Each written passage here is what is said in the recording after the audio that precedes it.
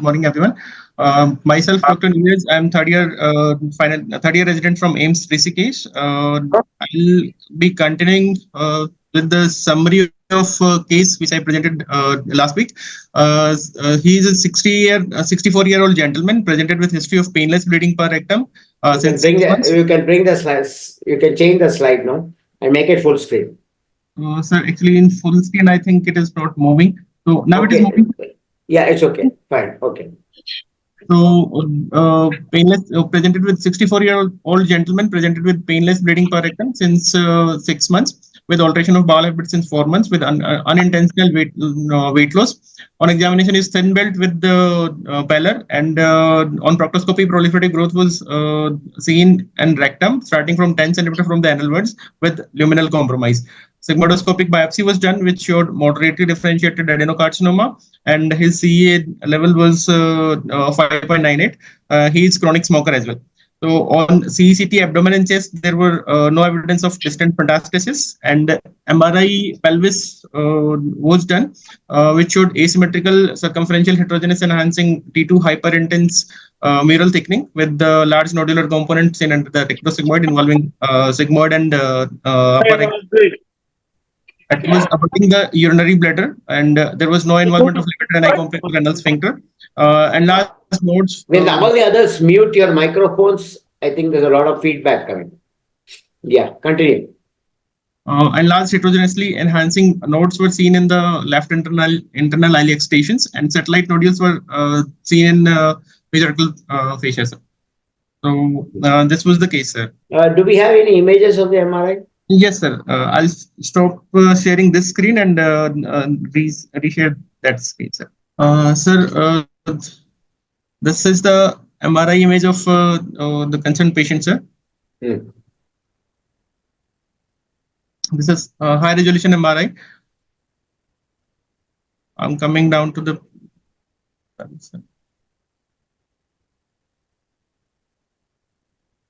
So this was the level of internal iliac node, sir.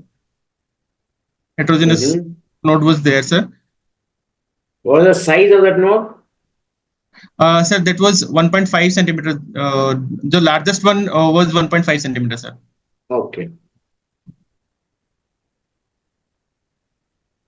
Another node was there, sir. What else do you see? Sir, there is sir,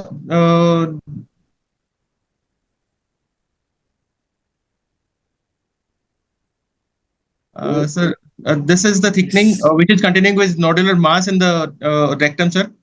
It is continuing upwards, sir. I'm going upwards. Along with that, there is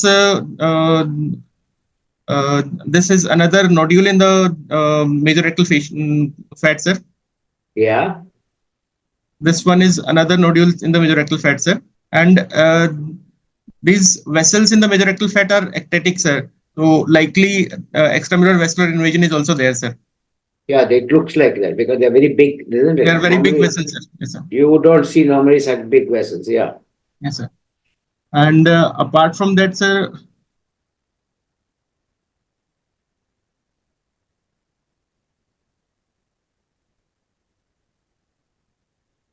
here the bladder wall is abutted, but it is not infiltrated, sir. But do you have a clear fat plane between the wall of the bladder and the tumor? Sir, there is no clear fat plane here, sir. Yeah, so it may very well be invaded. We don't know. Yes, sir. So it is the growth and thickening is reaching up to the level of mid rectum, sir, likely. Yeah. Though sigmoidoscopy said 10 centimeters. This yes, sir. Proctoscopy. Yes, sir. It is. It was around 10 centimeters, sir. But this seems to be lower on this. Yes, sir. Isn't it?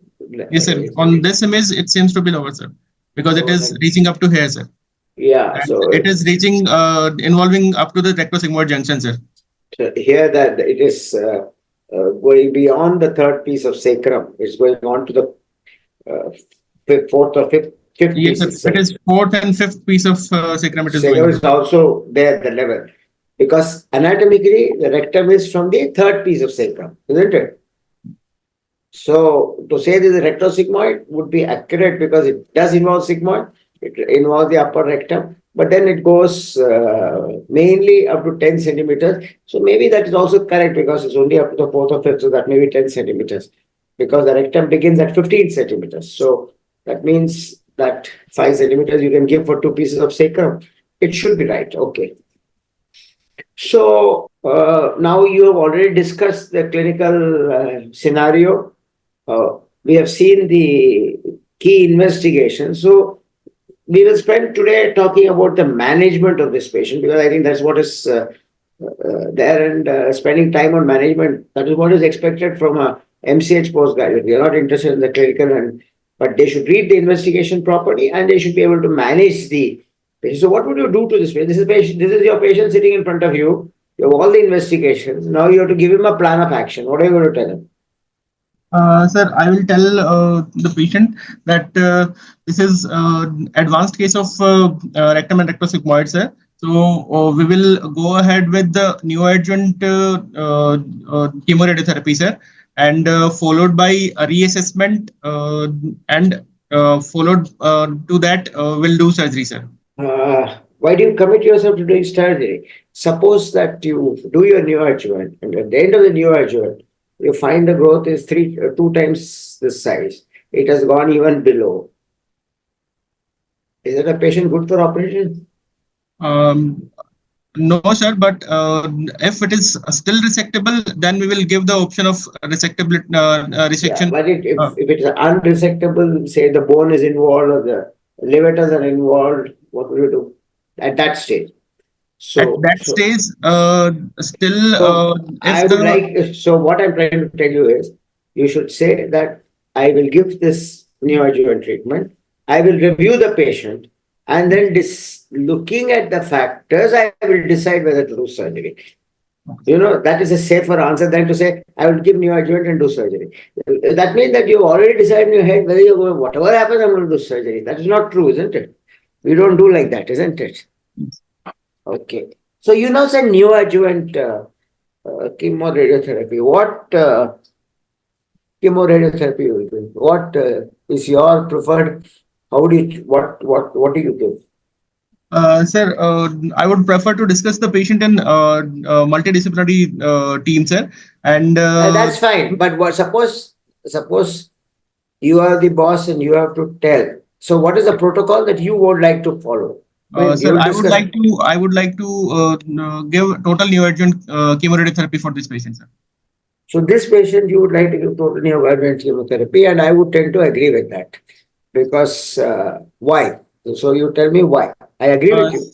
Why? The patient is having a bulky tumor that is involving the urinary bladder, sir, and it is also having extravascular mural invasion. Along with that, there are satellite nodules in the mesorectal fascia as well.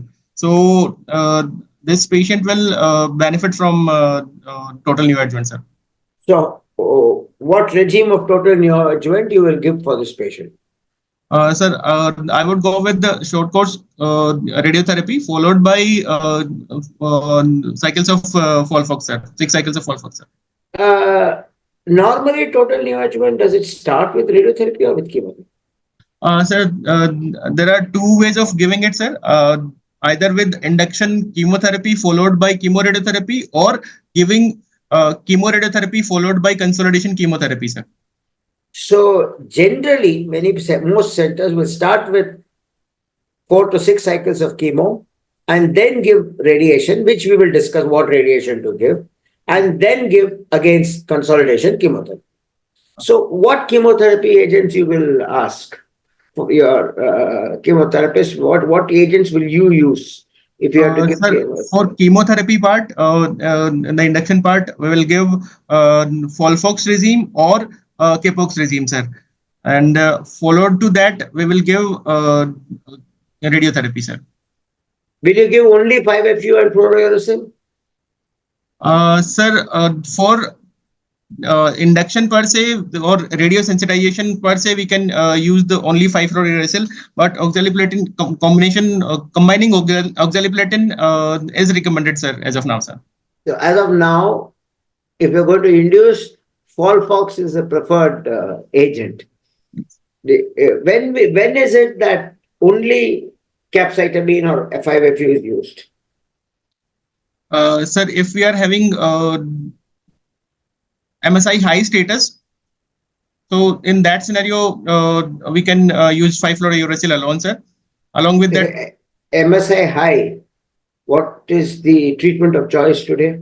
You have not read the 2024 article on the New England Journal of Medicine on immunotherapy in CA Rectum. So, if you dostarlimab, we GLXC we give, sir. Yeah, so immunotherapy is the treatment of choice when the MSI is high or when the MMR is deficient. Mismatch repair is deficient. So these two patients respond superbly to immunotherapy. So you don't give them chemotherapy.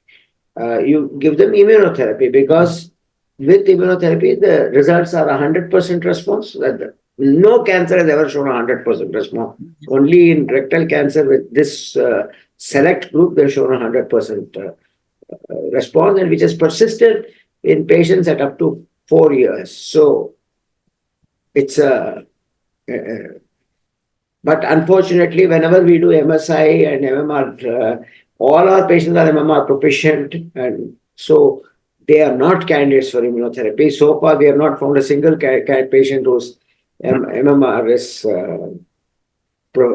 deficient so that we can send them for immunotherapy. All our cases which I see have MMR proficient, not deficient. So they are not suitable for immunotherapy. But you should read this article because that is a significant advance in the treatment of rectal cancer, because a certain subgroup of patients, about 15% of patients, can be managed without radiation, chemotherapy, or surgery. So it's a significant advance, and you should go and read the New England Journal of Medicine article, and also you should know when you should use it, what are the indications, and there are a lot of drugs, docetaxel, pembrolizumab. So there are about 4 major drug groups in the monoclonal antibodies which can be used for immunosuppression. So that is by the way.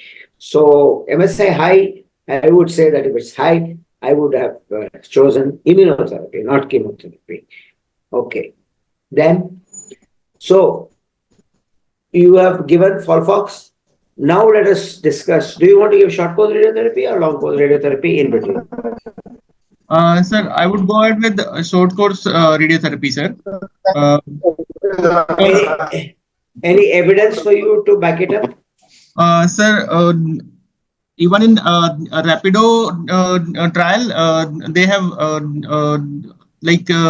have reported better results and lower toxicity with the short course radiotherapy, sir. Yes. So the Rapido trial is the one that has got better results. Yeah. But there are many people who say that this sort of bulky tumor and other thing, they would prefer a long course radiotherapy followed maybe accompanied by capecitabine or 5-fluorouracil as a radiosensitizing agent, and then reassess. Before the TNT came, that was the thing. So do you think you will still follow that, or you will go for TNT for bulky tumors? Sir, I would go ahead with TNT, but in TNT also, sir, if the CRM is threatened, so a long course chemoradiotherapy was mainly for those, is mainly beneficial in those patients where CRM is threatened. We are considering for bulky tumor and also again downsizing the tumor. So that is a bit helpful in those cases. But I would still go ahead with the TNT, sir. Yeah, and with a short course radiotherapy. The short course, yes, sir. Here the CRM does seem to be threatened, isn't it? Your bladder is up front, seems to be, so that means the CRM is threatened. So, long course, short course then? Sir, with the short course and delayed surgery, it is equally effective, sir. So yes, adverse effect. I believe in that, but there are many surgeons, I think on Friday we had on Thursday we had this discussion, and all the other surgeons wanted long course as a standard and not a short course at all. Whereas I have been using short course for 30 years, and initially, of course, I used to operate within 1 week. Sir, you are muted, sir. Okay, can you hear me now? Yes, sir. I'm able to. Yeah. So on Thursday we had this discussion, and there was a lot of debate, and others were all in favor of long course radiotherapy. I was as a moderator, but I was in favor of short course. And they quoted saying that no, the long-term recurrences are less after long course. I have sent the article to Vijay Kapoor, and the Trans-Tasman trial and the Polish trial both clearly show that the results are equal, and there is no statistically significant difference between the recurrences and long-term metastasis groups of patients.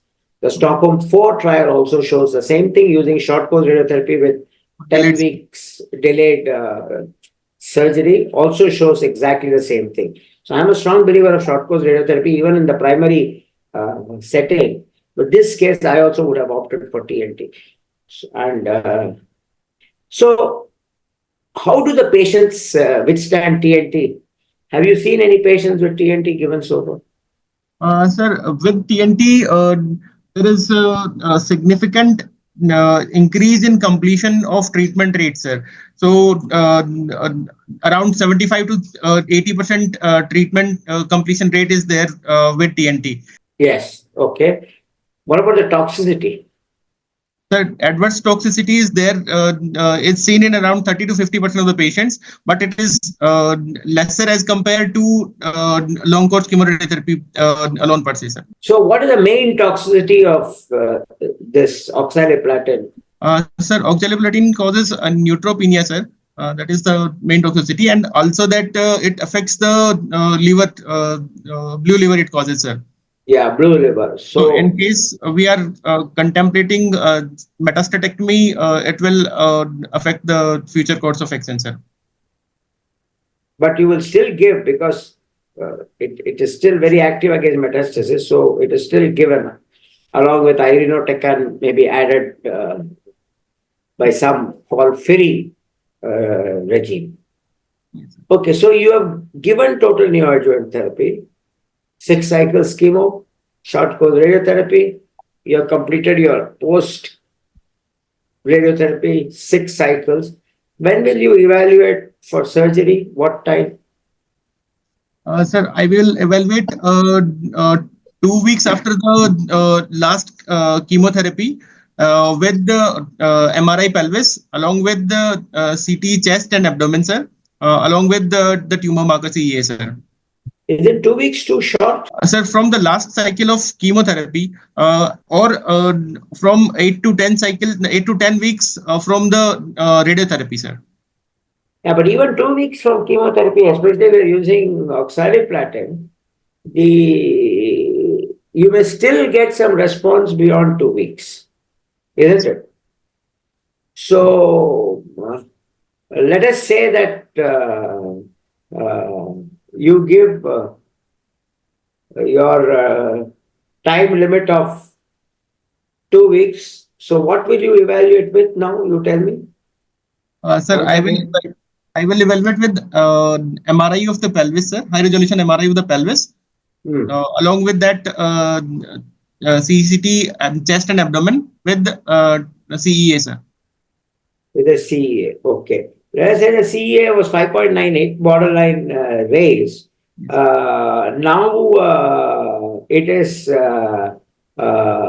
let's say 3. So it has come down to what is below normal. What about on the MRI? Let us say that the tumor has reduced by about, say, 60%. So there's still some tumor residual left. So what will you do? Sir, this will be a regression grade 3, sir.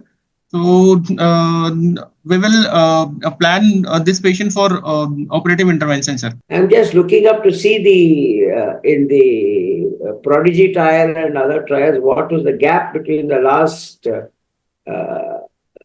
chemo and then when they operated, because I think we should be very sensitive to what is on the. Well, one point is that in the Stellar trial, the 3-year survival rate was better with the short course RT compared to the long course RT. And in the Polish trial, of course, both were say. So I'm just saying when they operated, I'm trying to see that. I've not been able to yet reach that, because I think given that they have not given actually the time of interval from TNT. I'm trying From to the just. chemotherapy, they have not mentioned basically. Yeah, so they have. Chemoradiotherapy, they have mentioned on most of the Well, studies. in chemoradiotherapy is 8 to 10 weeks. That I agree. Yes, sir. But and in that case, I use 3 weeks thing. But TNT, I'm trying to see what is the, because TNT is a more toxic regime, isn't it? So I want to see whether the period should be a little higher there, but I'm not able to find it. Okay, let us take a scenario Yes, sir. where you have given TNT. There is on MRI no residual disease seen. You have even done a diffusion weighted MRI, let us say. It doesn't suggest that there is any growth left behind. CT scan is negative for liver or lung mets, and your CEA is down to 3 below normal. Uh, what will you do now? Sir, I will do colonoscopy with biopsy as well, sir, for this patient. And after confirming clinical complete response, sir, so we will discuss with the patient for wait and watch approach, sir. So if the patient is willing for it and for rigorous follow-up, then we will go for wait and watch approach. Or if the patient is unwilling, then we will go for surgical option, sir. I do not tend to No, agree with no, you no. on I this will also case. advise my advice would be to towards operative intervention as compared to wait and watch. But I will explain all these things to the patient as well, sir. But my approach would be different, because this is a 10 centimeter from the verge at the first time. So Yes, sir. this patient can have an low anterior resection, Yes, sir. because you will have after 10 centimeters means even if you give 2 centimeters clearance, you'll still have 7 to 8 centimeters of stump. So it will be a comfortable anterior resection. This patient is not a candidate for abdominoperineal excision. So he will have a low anterior resection, sphincter Yes, sir. sparing surgery. That's right, sir. So I would strongly advise the patient to have surgery, because the wait and watch policy is not yet completely validated. I would use the wait and watch policy in the patient who requires a abdominoperineal resection. So because there the quality of life is affected, everything. So if he is completely free, I will tell him that he needs a rigorous follow-up every 3 months for the first year, every 6 months for the next 2 years, and with colonoscopy, biopsy, MRI, and at maybe a yearly interval, even a PET scan. Yes. And PET scan also could be there done here prior to saying wait and watch, to make sure that the PET scan doesn't show significant uptake. Because if the wall shows an uptake of say 11 or 12 SUV, then I don't think you're justified in waiting and watching, because that suggests that on the wall outside your biopsy range there may be tumor cells. So with a 10 centimeter lesion, I would go ahead with surgery and advise him strongly to have surgery. If it was to be a sphincter sparing operation, say the tumor was 4 centimeters from the verge, and you're not sure, or you're doing intersphincter resection, which I'm not in favor of, I would tell the patient we can wait and watch, but that is, and I tell him that is not the advocated treatment. But if you are willing to take a chance, we'll wait and watch.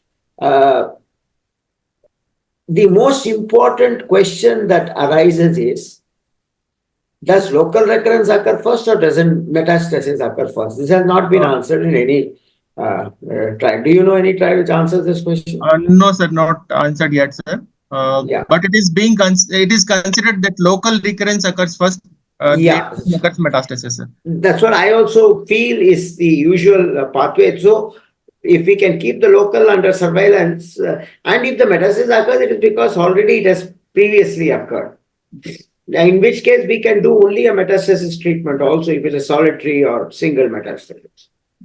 So, what is the difference in the M classification between colorectal cancer and other cancers? Sir, in colorectal cancer, we look for if there is single organ involved, is M1C, more than single organ involved, two or more organs are involved, then it is M1 M1A, M1B, and M1C is if there are peritoneal deposits. If there are peritoneal deposits, then it is M1C. So, and colorectal metastasis, we can still go for curative intent metastatectomy if there is resectable metastasis is there, sir. What is the survival of patients who have resectable metastasis in colorectal cancer? Sir, it is significant 5-year survival is there, sir. Around 50 to 60% of the patients can undergo curative resection with metastatectomy, sir. It's not 50, it is about 25 to 30% is the overall figures which I remember of the metastasis. Once they are metastasis and you treated the metastasis, they can survive 5 years. So that's what I remember. I don't remember a figure of 50 or 60. That is very high, I think. So that is the reason why they have this differentiation in the metastasis. All other tumors are either M0 or M1. But in this, they have subclassified the M1 so that you can choose certain patients for treatment of metastasis, especially solitary liver mets, solitary lung mets, solitary bone mets. They can be all treated, provided the PET doesn't show any other uptake or any other tumor. Now let us get back to our. You've decided to operate. What is your? How do you prepare the patient for surgery? Sir, I'll look for the blood investigation of the patient in the form of complete hemogram, along with the liver function test and renal function test of the patient, and PTNR of the patient. And if the patient is not having anemia, or a patient is not hypoalbuminemic, if he is nutritionally not compromised, then I'll consider for operative intervention in this patient, sir, in the form of low anterior resection, sir. He's had 2 MIs. You never said you would evaluate his heart. Yes, sir. Cardiology evaluation is the cornerstone of any major surgery, isn't it? The Yes, heart has to withstand the so cardiac and pulmonary evaluation. We ourselves can, if he can hold his breath for 30 seconds, he is fit for surgery, major surgery. yes. But cardiac evaluation, you need a ECG and an echo at the very least. Many of these patients will have co-mobs and they will have some element of CAD, so they have to be this thing. And obvious, then what else? Preparation. Go ahead with your preparation. Sir, then I will, before going for surgery, I will prepare the patient's bowel, sir. Mechanical bowel preparation I will give. Along with that, oral antibiotic I will give, sir, in the form of metronidazole with the neomycin. And per rectal enema I will also give, sir, for bowel preparation, sir. Would you like to do something else? Just think of this patient. We are discussing this patient. We are not discussing general approach to rectal cancer. We are discussing this patient. Before going for operative intervention, I will also go for cystoscopy of this patient. Yes, it's absolutely mandatory that you get the urologist involved prior to surgery, and you will need to do a cystoscopy, isn't it? This is mandatory in this patient. Yes. And what is the sign that on cystoscopy that the bladder is infiltrated? There will be puckering of mucosa, sir. I'm exactly not sure, sir. Yeah, so the word to use is bullous edema. You see bullous edema. That is the classical finding in cystoscopy. So cystoscopy is mandatory in this patient, I think.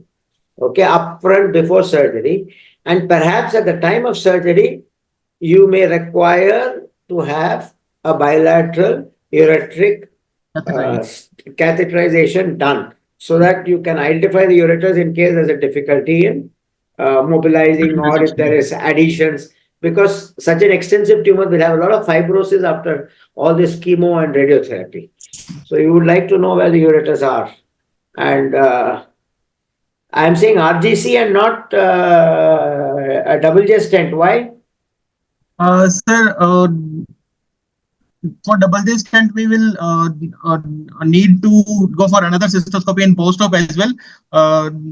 And bilateral catheterization will not require this thing, sir. Also, in intra-op, we can use ICG as well for better identification. Yeah. So you can put ICG into the ureteric and RGC, which you can't do if you have a DJ stent. So that is one of the key reasons why we would also prefer a DJ retrograde catheterization. And if there is any damage to the ureter or involvement and the urologist has to resect a bit of the ureter, we will ask them to convert it to a DJ stent for 6 weeks as they normally do. And we don't hesitate to ask them to. So this case, your maturity will be shown if you had told upfront that I will ask for a urology opinion. Okay? This is where, you went to preparation and everything, but urology opinion, I think, is mandatory, and you need a cystoscopy before surgery with retrograde catheterization. Let us say the cystoscopy shows that there is bladder involvement. What will you then do? Sir, depending on the site of involvement, sir, if the dome of the bladder is involved, then we can just get one cuff of bladder wall, and we will repair it primarily, sir. So if it is if the lower part is involved, like trigone or ureteric orifices are involved, then in that case we may need to consider for exenteration, sir. Pelvic yes. So, and in this patient, it looks as if it is involved, it will be the base, looking at the first images. Yeah. So, you have to be prepared to talk to the patient about a pelvic exenteration, which he may not be willing. He may be willing for only anterior resection, but he may not be willing for a bladder exenteration along with it, or the other. So, and if you're going to excise the bladder to do an anterior resection, after that may be difficult. You may have to do an abdominoperineal resection. So you have to discuss these possibilities with him. Anything else you discuss with him? Sir, I will discuss.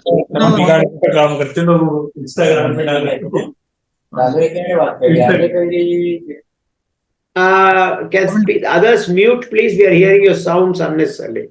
Yes, go ahead, Neeraj. Sir, I will tell the patient about the need for double stoma as well, sir.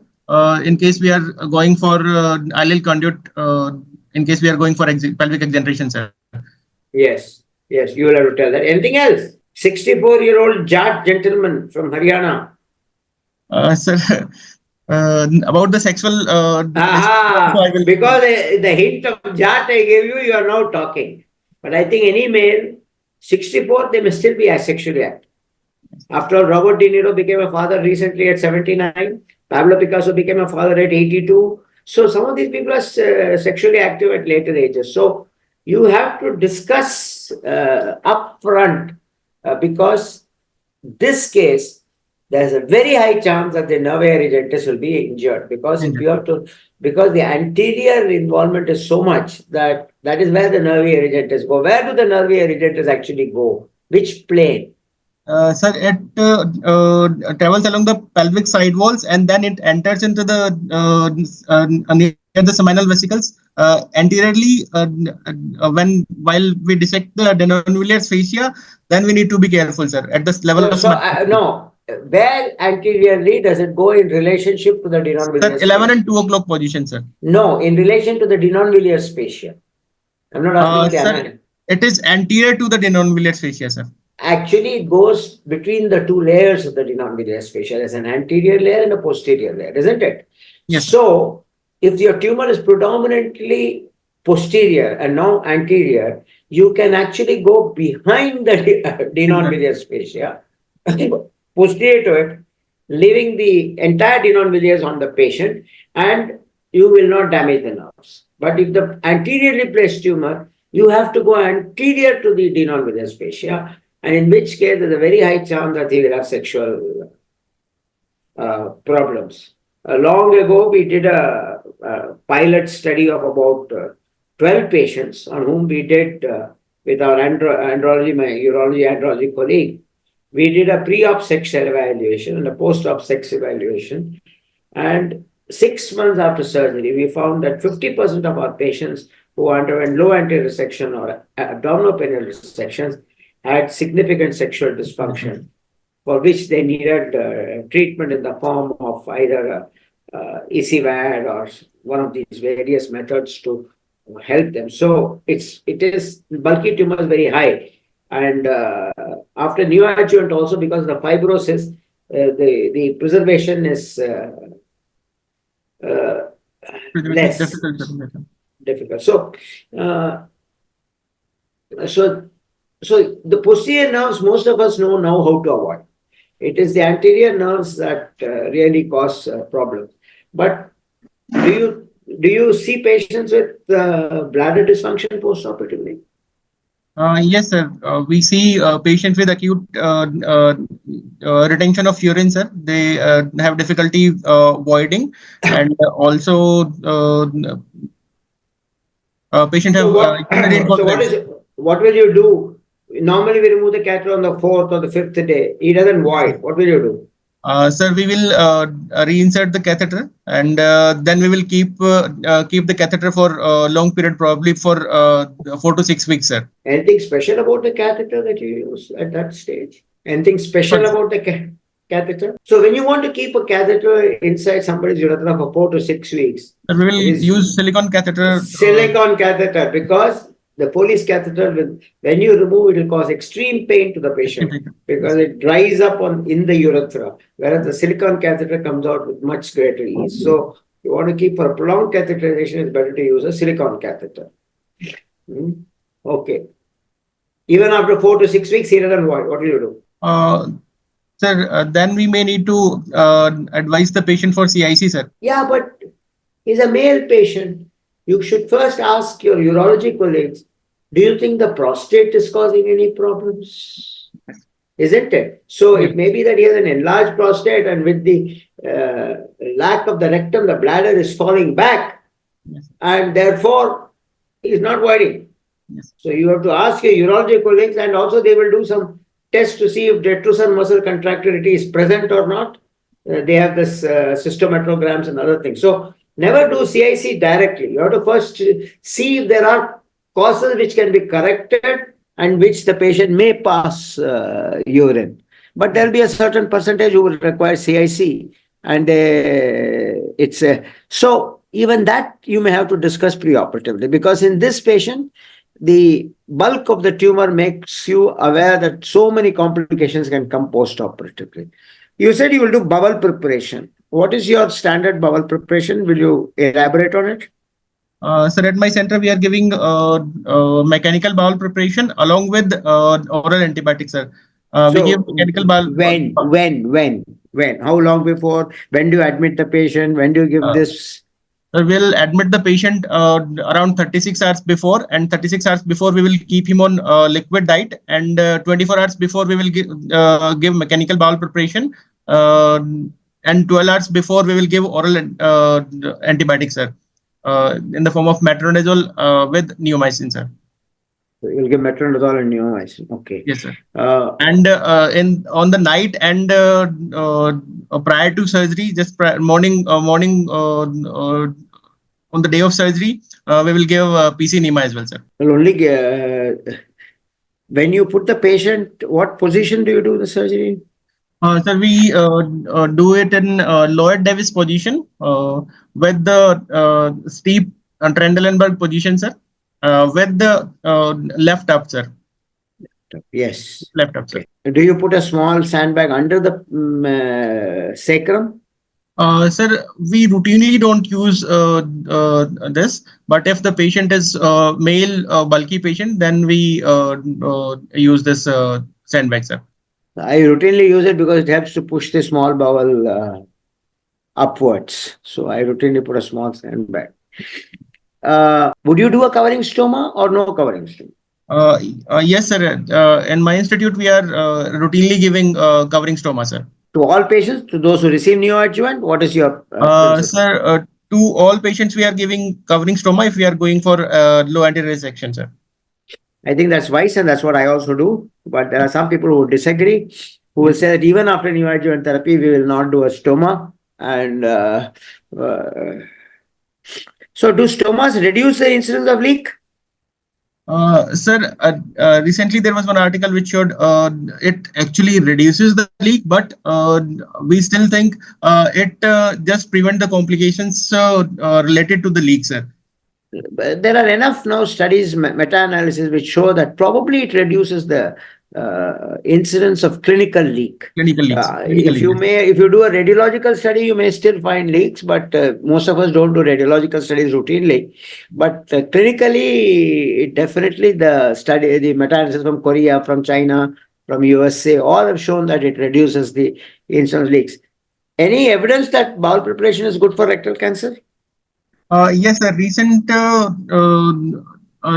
NCCN recommendations also to give bowel preparation mechanical along with the No, oral antibiotic. NCCN is a guideline. Evidence I'm asking.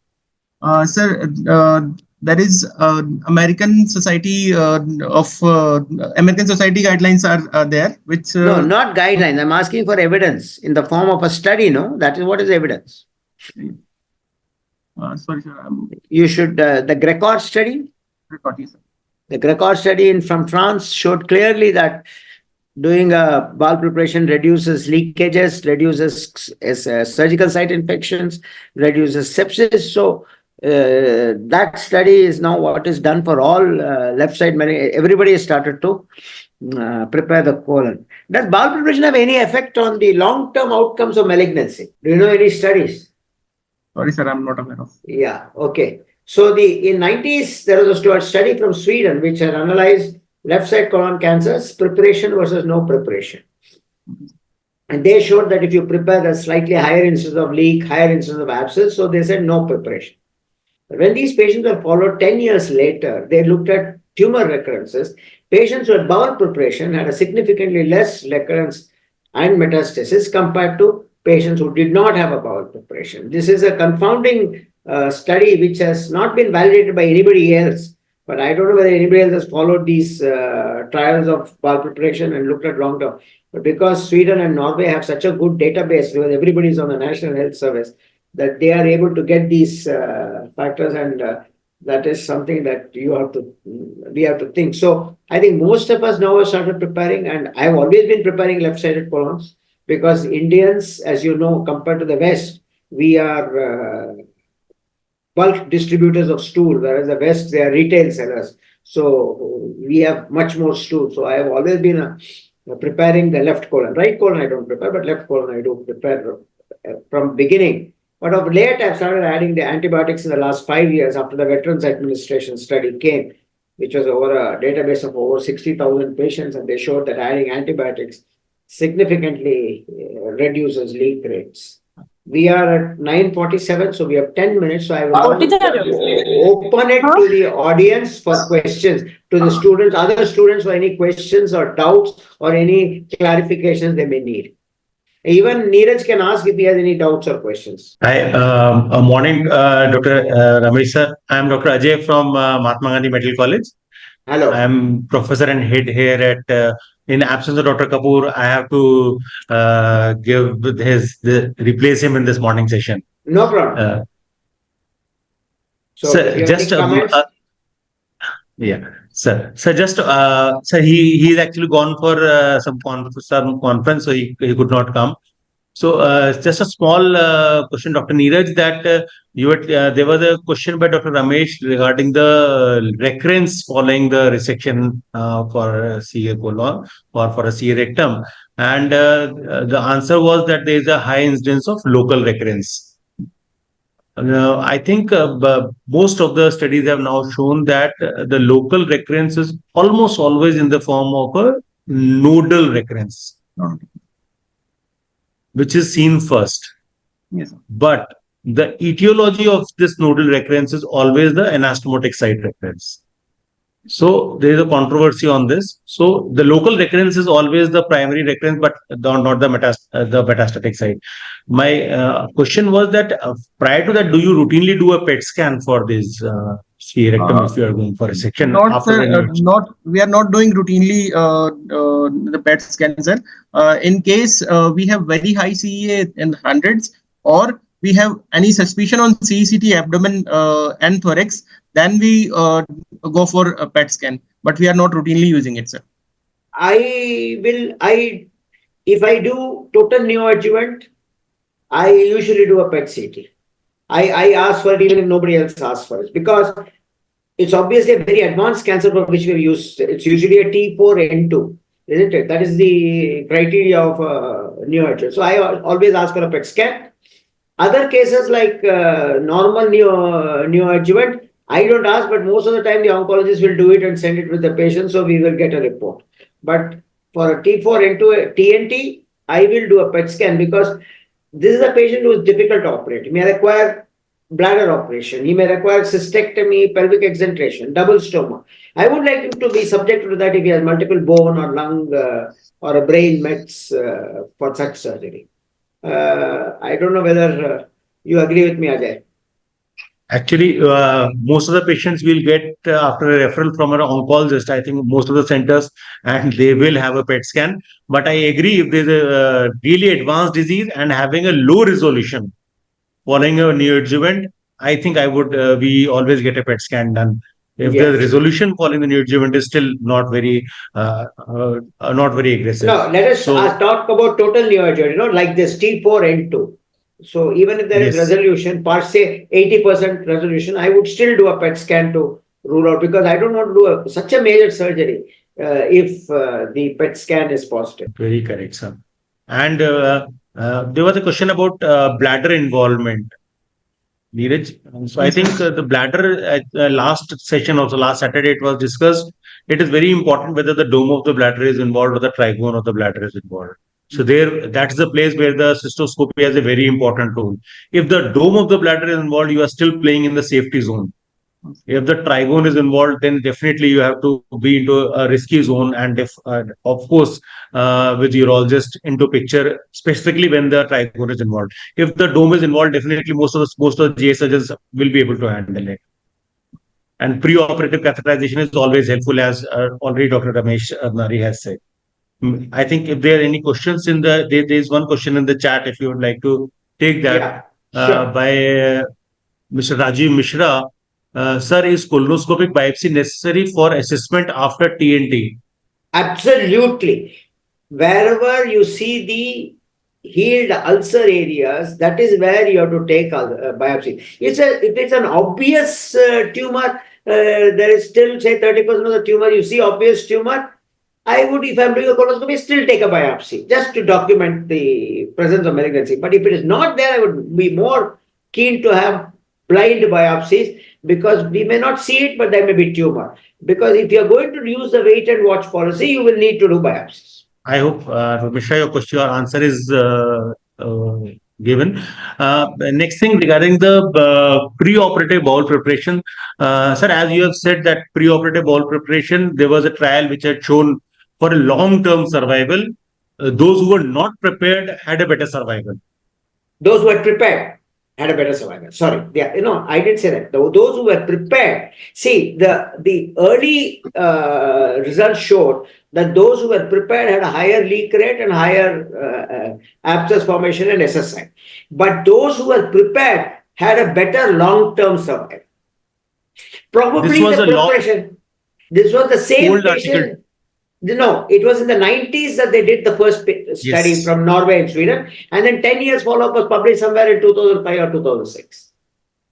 Yeah, I remember 2005 we got this published that we saw this publication that long-term survival following the bowel preparation had a better survival. So most of the centers were using it, but because of liquid stool, it was having a problem that it used to cause more of spillage if there's even if there's a small spillage. Because Indians, if they have a hard stool, it will cause less spillage. That was a discussion at in 2005 and 2007. But now I think almost everybody does a bowel preparation prior to And the also nowadays we do the bowel preparation. See, previously we used to operate in semi-obstructed, obstructed bowels. Now most of the time we are giving neoadjuvant, so there's no obstruction. And with better preparing agent, we didn't have all this Excelite, Peglec and all in 2000, 2001. We used to use normal preparations, They never cleaned well. Probably the new drug, these give you a very clean colon. Most of the time there is no stool in the colon. Yes. Yeah. Yes, I agree, sir. Dr. Neeraj, there was another question about covering stoma. Yes, sir. So, do you agree that always the covering stoma, or He said always, always. He said always. you always do, sir? Dr. Ramesh, sir, you always do it? I also always do it. Yes. See, I think I work in a private hospital. I remember Dr. Samiran Nandi making a very important statement, which I would like to quote here so that any PG who is listening can listen. He said, an ileostomy or colostomy is an economically good operation in Indian conditions. And I tend to completely agree. Once they have a leak, their expenditure goes up, their morbidity goes up, their mortality goes up. So I always do an ileostomy. I agree with such a important statement by Dr. Nandi, and he is the father of GI surgery in the country. So I think we all agree to this statement that covering stoma is good.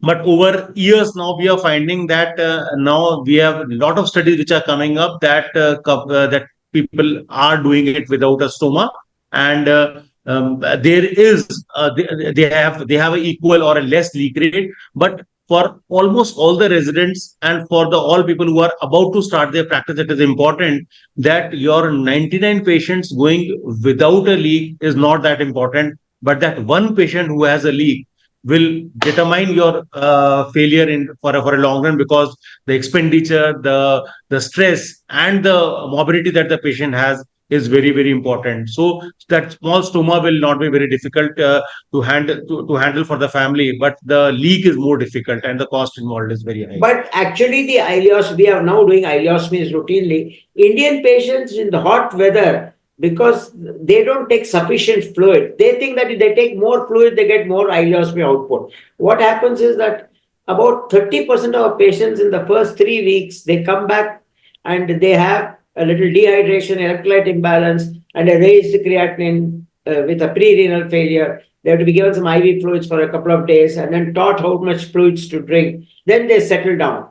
And by 3 months, if they are not receiving adjuvant chemotherapy, we close it. If they have come from, if they're receiving adjuvant chemotherapy, I encourage them to finish the chemo before doing the closure. Yeah, simple banana helps very much in decreasing the stoma output. With the high ileostomy. So now there are now discussions which are on papers going on for a covering ileostomy versus covering colostomy now, transverse colostomy. So what's your take? I think first I let Dr. Neeraj take that. Let Neeraj say that. Yes.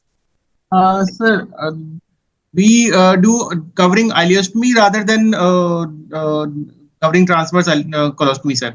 So basically, the reason behind the reason behind is covering transverse colostomy at times may not give the complete diversion as well, sir. And managing ileostomy is much better than managing colostomy, sir. Neeraj, I think I would differ in opinion in two aspects. One thing, which has a more formed stool, colostomy or ileostomy? Colostomy has more formed stool, sir. So colostomy is easier to manage. There is no doubt about it. Okay. It is easy to manage. My reason for doing an ileostomy is very simple, Ajay. If you do a colostomy, when you close the colostomy and when you close an ileostomy, Both of them have a small but definitely correct. The leaf correct is more with a colostomy than with an ileostomy. That is my first point. My second point is if you do a transverse colostomy and you have really gone for a very low anterior section, you will have a single artery that's a marginal artery that is going on. And if during colostomy you injure that artery, there's a strong possibility that your entire left colon may die. And the anastomosis, everything will die. So, and many people leave the colostomy to the PGs or somebody to do. And so they are not careful, this artery will be injured because it goes very close to the margin. So I prefer an ileostomy because it's safer to close also. Even if you injure artery in the ileum, nothing will happen. There is enough circulation.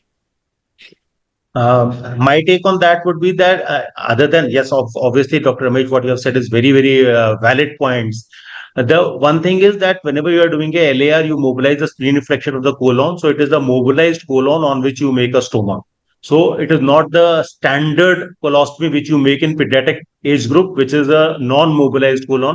In a mobilized colon, when you make a stoma, definitely you tend to affect the vascularity and affect the natural stay of the colon. Second thing, I think most of the people who were in Bhopal with Dr. Ramesh Ardhnari, when he said, which was very important take for me, was that always remember that colon is a thinner bowel wall as compared to ileum. So when you close the colon, it is always difficult to, it is having a higher leak rate. It will have a small minor leak rate, which may be difficult. Ileum is a thicker wall and is a better to close and is easier to close and is a more mobilizable wall when you are closing it. I'm glad And that that you was when remembered something I said so long ago. Yeah, I feel happy that so, somebody. so some things change your life. So these are the statements which change our life. And I remember you telling me when I was with Dr. Kapoor at Bangalore that a single layer versus two layer anastomosis. When I did a two layered anastomosis, then why don't you do 3 layered, 4 layered, 6 layered? So that changed my life. I think some things change us. Yeah, So important yeah. things for all of us. So I I think think that was I think Neeraj did quite well in the session. He answered very good. almost everything to satisfaction. The only thing I will hold against him in reducing some marks is the fact that he did not mention a urology opinion or a cystoscopy, which I think, and the fact that he did not talk about sexual problems.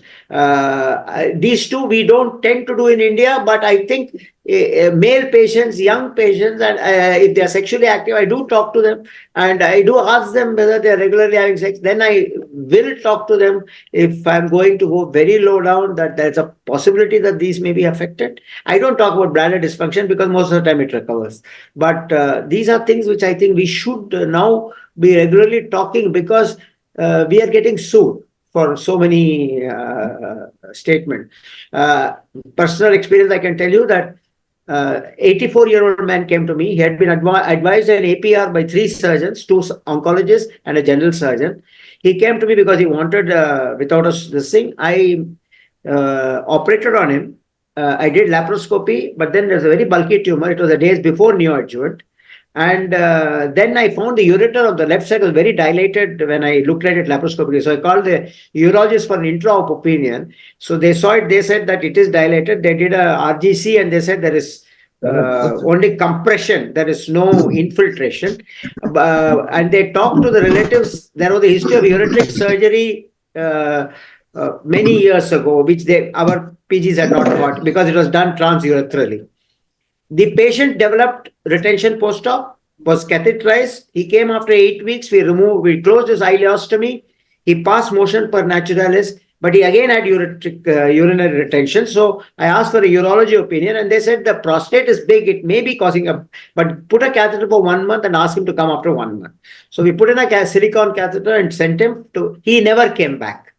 But then that patient's son filed a case against us saying that urinary retention is a case of negligence. And mind you, this 84-year-old man, I did a low anterior section. He remained alive till he was 94, 10 years. He never came. They never produced a single document of follow-up with any doctor in the case. And I showed them in the literature that incidence of retention is 20 to 30%, and as the patient is older, it is higher.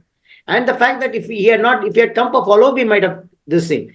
Yet, the judge in the lower court said, though the literature says this, we do not agree with the literature. And he has fined our hospital 10 lakhs for the retention of urine. But he has also said that there is no negligence in this case. But for mental trauma, he is giving 10 lakhs. So we have gone in appeal to the national court. It is still now in the national commission. But what I'm saying is that take all these things. We have to take consent and tell them all the complications. And please, if you are using printed forms for consent, kindly switch to where the patient on a piece of paper with your hospital letterhead, they or their relatives will write down that the doctors have explained about the operation, complication, morbidity, mortality. Then they will sign it. The patient will sign it. Remember, the patient's consent is vital. You cannot take a decision unless it is life-saving on the table. For example, you cannot decide to remove an appendix just because you feel like it, or remove a uterus just because you feel like it.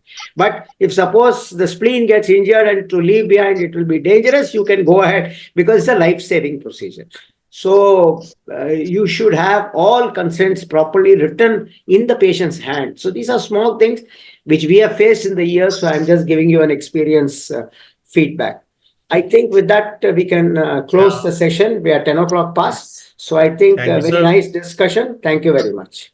Thank you, sir. Thank you, sir. Very nicely said. Very aptly communicated that there's always a medico-legal importance also, which you should always take care. Thanks, Neeraj. Thanks, Dr. Ramesh, sir. Thanks for. I think we'll.